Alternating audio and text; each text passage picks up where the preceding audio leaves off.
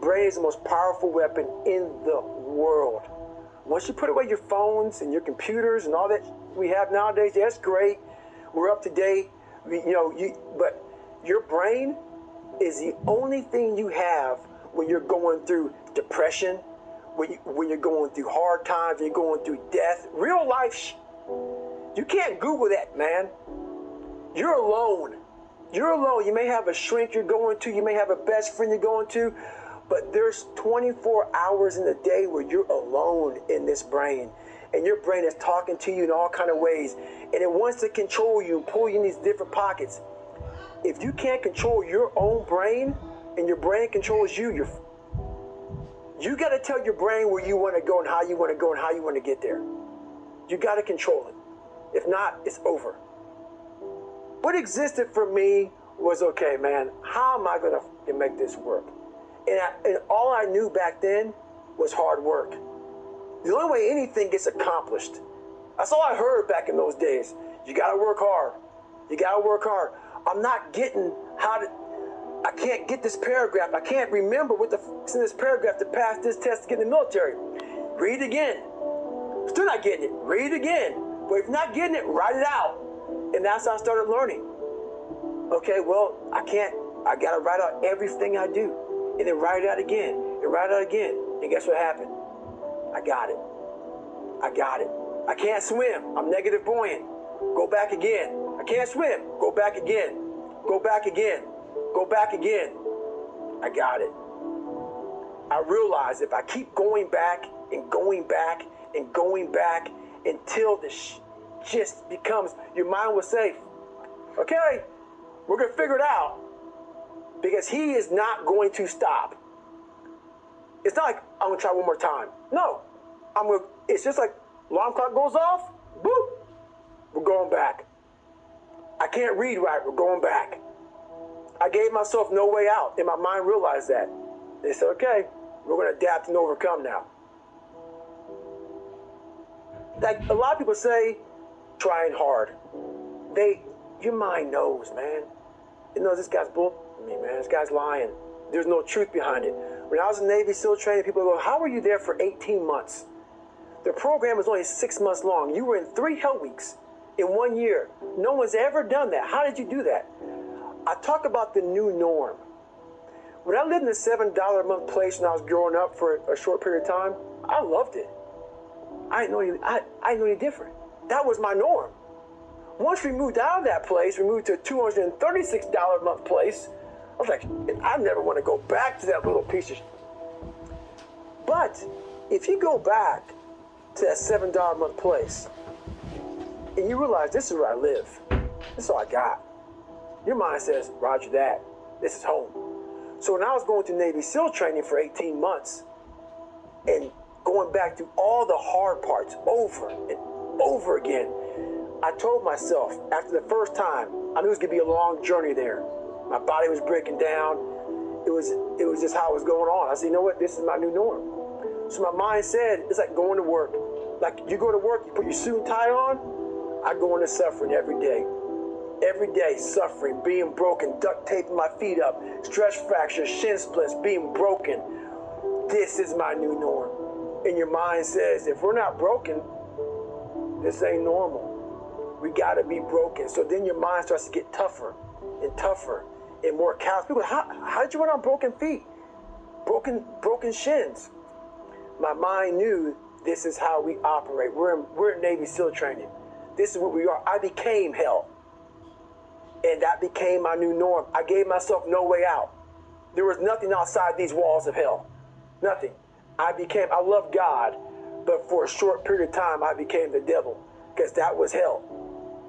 I became the boss, the owner, the CEO of Navy SEAL training. That was my mindset. And that's how you get through things. You immerse yourself wherever it is, and you become that. You become that and give yourself no way out. When I was 297 pounds and I was fat as hell trying to be a Navy SEAL, the scariest thing in the world to me, even to this day, was that could have been the rest of my life. I thought then I was trying hard. That's the scariest thing in the world. I thought then 297 pound, working for Ecolab, spraying for cockroaches, making $1,000 a month. I thought that was me at my 100% potential. Come to find out, a few years later, I wasn't anywhere near that. 106 pounds less, graduated Navy SEAL training, went on to do all these other things. Looking back on that, that was me trying hard. That's why people got to understand what is in us. We have no idea until we start trying hard. And I mean really trying hard, where you're obsessed with, hey, this is my new norm. My new norm is that, wow, this isn't always fun. It's not always meant to be fun. And that's when you know you're trying hard. People hear my story and think this guy is sadistic. I realized how the brain works. I figured out how the brain works. I'm a scared kid, and that's what gives me so much power. I had no foundation, and I built this off of just researching the mind. The feeling you get is basically invincibility. You realize that you can't do it all the time. When you need to do it, I know I can go to a place that I can live in. And when you know that you can run on broken legs, and you can do certain things that a lot of people can do, but they're not willing to do, this power, this sympathetic nervous system of fight or flight, and you're fighting, it gives you this charge of energy of when you're sitting there at 3:30, 4 o'clock in the morning, and you're duct taping your feet up because they're broken, and you're doing it by yourself, and you're going through arguably one of the hardest training in the world. And these guys, most of them are healthy, and you're going through it broken, and you're already at a disadvantage, but you're still there. You can feed into that and tap into that for a lot of power. But if you look at it, well, I'm broken, man. I'm not going to make it. But if you look at it as, man, I'm broken and I'm still here.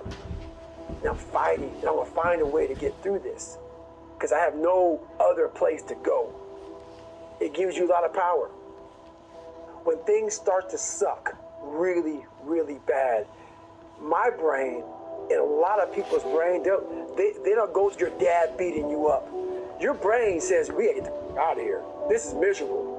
So anger goes away a lot of times when you're suffering, because your brain just says, we gotta run, we gotta go. So that anger is not popping up saying, oh, I wanna show them, I wanna show those people. No, there has to be a much deeper. When I say deeper, it has to be down to mineral soil. It has to be down to that nice mineral soil where nothing can burn. You can't burn dirt. So it has to be down that low, that literally is something in you that's at the core of your soul. But you don't find it unless you spend a lot of time with what you want to be in life. I can't give that to you. Right. You can't give it to somebody. When you find your true passion in life, and my passion for me was like, oh, I want to be, I don't give a Navy SEALs, Army, I don't give a shit. I want to serve my country. I want to be someone that I'm proud of. I want to look at myself in the mirror because I was so disappointed. That accountability mirror I talk about, I was so disappointed in what I saw every day. I wanted everybody to love David Goggins. And a lot of people did. I didn't love myself. But I knew a lot of us want to find peace first. So people say, man, you always talk about this suffering and pain. I'm at peace right now because I went through that. You don't find peace first. If you do, Merry Christmas. More power to you. More power to you. I found peace on the opposite end of finding myself. And no one really finds themselves without going through trials, tribulations, suffering, accountability. And accountability is suffering. Being accountable every day for doing right for yourself, for the people next to you, it's miserable. It's hard. So, even the smallest details.